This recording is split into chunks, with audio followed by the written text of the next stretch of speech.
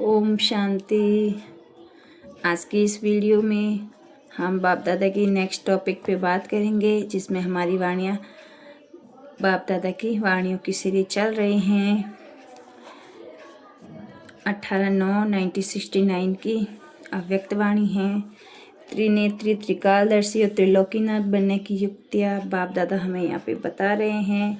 आइए तो सुनते हैं बाप दादा की नेक्स्ट वाणी।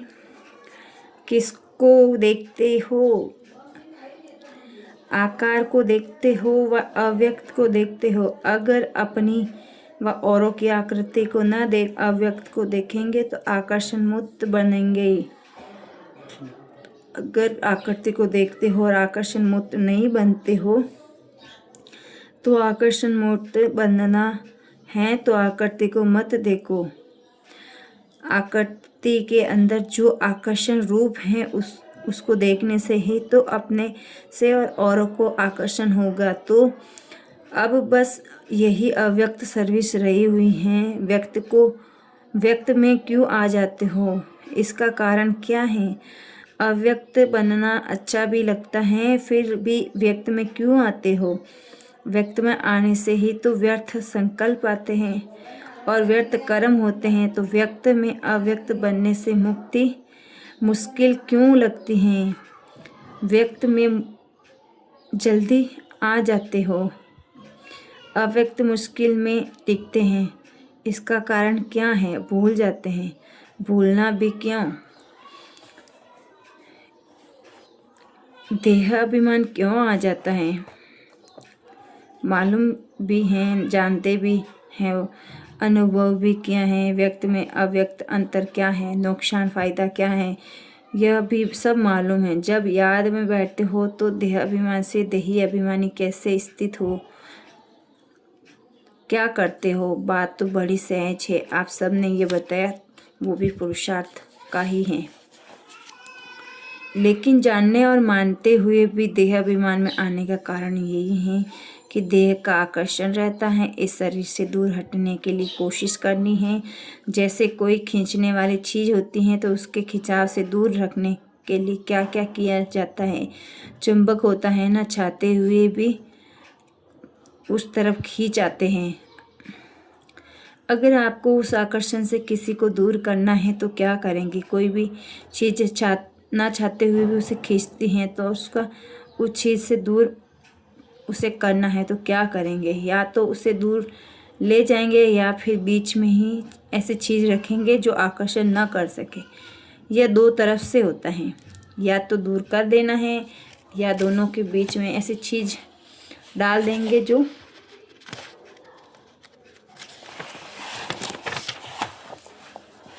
वो दूर हो जाते हैं। इसी प्रकार यह देह अभिमान या यह व्यक्त भान जो है, यह भी चुंबक के माफिक हैं। न चाहते हुए भी फिर और उसमें आ जाते हैं। बीच में क्या रखेंगे? स्वयं को जानने के लिए क्या आवश्यक है, जिसमें स्वयं को सर्वशक्तिवान बाप को भी पूर्ण रीति जान सकेंगे। एक ही शब्द है। स्वयं को और सर्वशक्तिवान बाप को पूर्ण रीति जानने के लिए संयम चाहिए।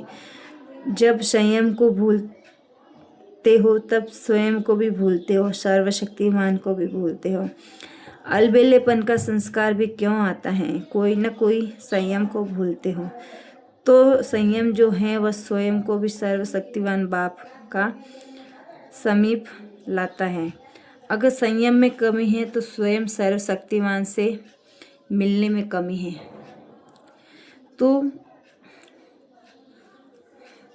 तो बीच में जो बात है वह संयम है ना। कोई न कोई संयम जब छोड़ते हैं तब ये याद छूटती हैं। अगर संयम ठीक है तो स्वयं की स्थिति ठीक है, और स्वयं की स्थिति ठीक है तो सब बातें ठीक है। तो यह देह की आकर्षण है वो बार बार अपनी तरफ आकर्षित करती है। अगर बीच में यह संयम रख दो तो यह देह की आकर्षण आकर्षित नहीं करेगी। इसके लिए 3 बातें ध्यान में रखो। स्वयं की याद, संयम और समय। ये 3 बातें याद रखेंगे तो क्या बन जाएंगे? त्रिनेत्री, त्रिकालदर्शी और त्रिलोकीनाथ। संगम युग का जो आप सबका टाइटल है वो प्राप्त हो जाएगा।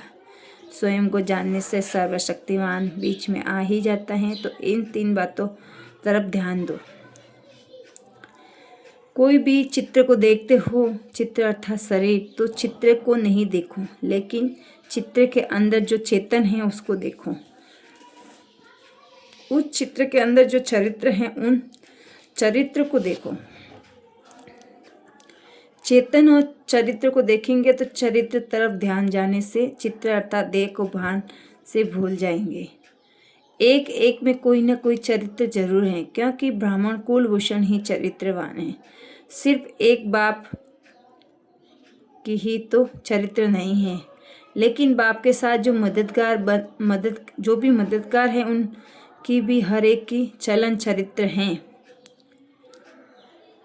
तो चरित्र को देखो तो और चेतन व विचित्र को देखो। तो यहाँ कहे विचित्र और चरित्र, अगर ये 2 बातें देखो तो देह की आकर्षण जो ना चाहते हुए भी खींच लेती है वह दूर हो जाएगी।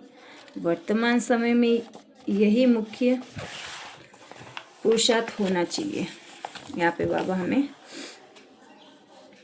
इस पुरुषार्थ के बारे में बोल रहे हैं कि वर्तमान समय में हमें यही पुरुषार्थ करना है। चित्र को ना देख चरित्र को देखना है। जब आप लोग कहते हो कि हम बदल चुके हैं तो फिर ये सब बातें ही बदल जानी चाहिए। फिर पुरानी बातें क्यों? अपने को बदलने के लिए पहले ये जो भाव हैं उस भाव को बदलने से सब बातें बदल जाएगी। आसक्ति में आ जाएंगे ना, तो आसक्ति के बजाय अपने को शक्ति समझो तो आसक्ति समाप्त हो जाएगी। न समझने से अनेक प्रकार की आसक्तियाँ आती हैं। कोई भी आसक्ति चाहे देह की चाहे देह के पदार्थों की, कोई भी आसक्ति उत्पन्न हो जाए तो उस समय यही याद रखो कि मैं शक्ति हूँ। शक्ति में फिर आसक्ति कहाँ?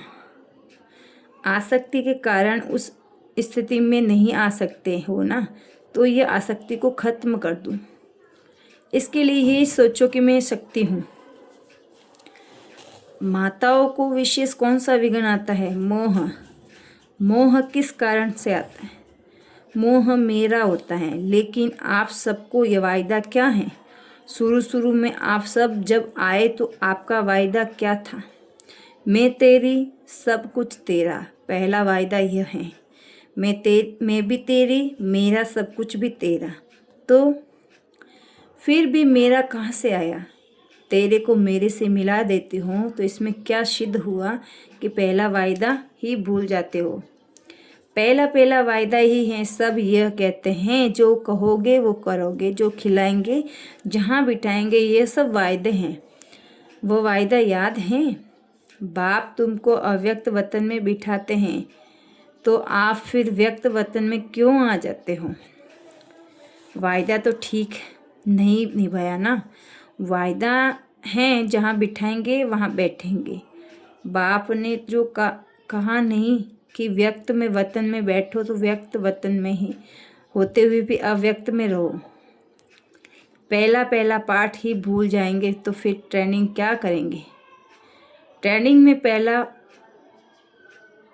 तो पक्का करवाओ। ट्रेनिंग में पहला पार्ट तो पक्का करवाओ। ये याद रखो कि जो वायदा किया है उसको निभा कर दिखाएंगे। जो माताएं ट्रेनिंग में आई हुई हैं, आप समझ कर सरेंडर हो। जब सरेंडर हो चुके हो तो फिर मोह कहाँ से आया? जब कोई जलकर ख़त्म हो जाता है तो फिर उसमें कुछ रहता है? कुछ भी नहीं। अगर कुछ भी है तो इसका मतलब है तीर लगा है, लेकिन पूरे जले नहीं हैं, मरे हैं, जले नहीं हैं। रावण को भी तो पहले मारते हैं फिर जलाते, तो मरजीवा बन हो, परंतु जलकर एकदम खाक बन जाए वो नहीं बने हैं। सरेंडर का अर्थ तो बड़ा है, मेरा कुछ रहा ही नहीं।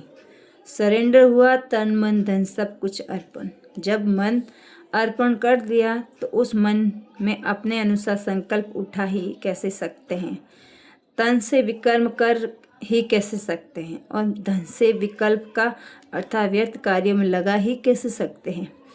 इससे सिद्ध है कि देकर फिर वापस ले लेते हो, जबकि तन मन धन दिया है तो मन में क्या चलाना है वो भी श्रीमत है, तन से क्या करना है वो भी मत मिलती है, धन से क्या करना है वो भी मालूम है। जिसको दिया उसकी मत पर चलना तो होगा। जिसने मन दिया उसकी अवस्था क्या होगी, मन मना पर उसका मन वहाँ ही लगा रहेगा। इस मंत्र को कभी भूलेंगे नहीं। जो मन मना भव होगा उसमें मोह हो सकता है। जो मोह जित बनने के लिए अपने वायदे को याद करो। यहाँ ट्रेनिंग से जब निकलेंगे तो आप कौन सा ठप्पा लगवा कर निकलेंगे?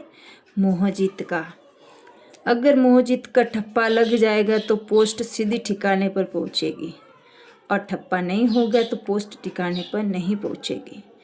इसलिए ठप्पा लगाना जरूर लगाना है। इन माताओं का ही फिर समर्पित समारोह करेंगे। उसमें बुलाएंगे भी उनको जिन्होंने ठप्पा लगाया होगा। मोहजीत वालों का ही सम्मेलन करेंगे। इसीलिए जल्दी जल्दी तैयार हो जाओ। तो यहाँ पे बाबा ने हमें इस वाणी में हमें सार रूप में हमें यही समझाया है कि कोई भी चित्र को देखते हो, चित्र अर्थात शरीर, तो चित्र को नहीं देखो, चित्र को नहीं देखो, लेकिन चित्र के अंदर जो चेतन है उसको देखो, और उस चित्र के जो चरित्र हैं उन चरित्रों को देखो। चेतन और चरित्र को देखेंगे तो चरित्र की तरफ से ध्यान जाने के चित्र अर्थात देह के भान से भी दूर हो जाएंगे। एक एक में कोई ना कोई तो चरित्र जरूर हैं, क्योंकि ब्राह्मण कुलभूषण ही तो चरित्रवान है ना। सिर्फ एक ही बाप का चरित्र नहीं है,